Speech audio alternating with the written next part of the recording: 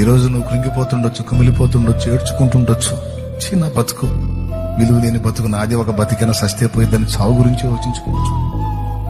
నువ్వు ఏ విధంగా దిగజారిపోయావో, నీరుగారిపోయావో, కృంగిపోయావో భయపడకు బిడ్డ.